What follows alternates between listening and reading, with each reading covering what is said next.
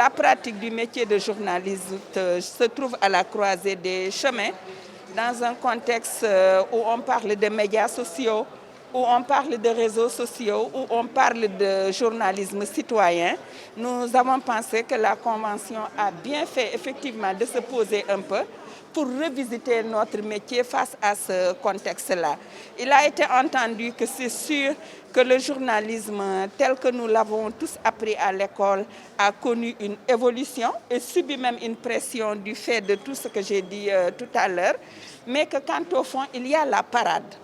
Même si on n'a plus le monopole de la diffusion de l'information, parce que les autres canaux dont je viens de vous parler diffusent de l'information, nous avons perdu ce monopole-là, mais nous pouvons toujours faire la différence.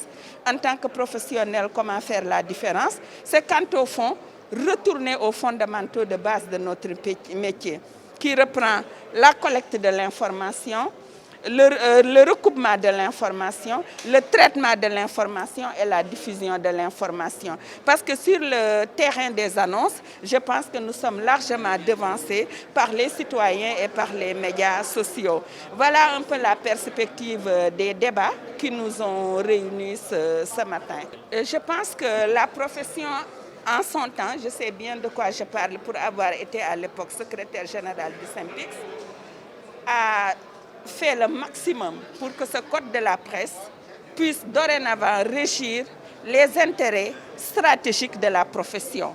Le code de la presse, effectivement, revient sur les conditions d'accès au métier de journaliste. Je pense que c'est ressorti dans les débats que quand même nous sommes une profession fortement agressée parce que simplement il y a un code de la presse qui disait et journaliste, celui qui tire l'essentiel de ses revenus de la pratique du métier de journaliste.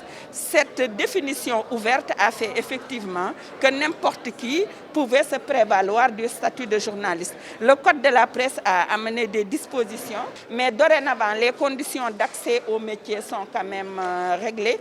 Les conditions d'accès à la carte nationale de presse, qui devient une carte nationale de presse en lieu des cartes maison, sont également réglées. Maintenant, ce que la profession ne comprend pas, et je pense que votre vice-président l'a soulevé tout à l'heure, c'est qu'est-ce qui fait qu'un code largement consensuel, dans ses grands aspects, le code est largement consensuel, on ne sait pas pourquoi politiquement on traîne les pieds de telle sorte que 3 ans après le vote de ce code de la presse-là, il n'est pas appliqué dans ses différentes dispositions.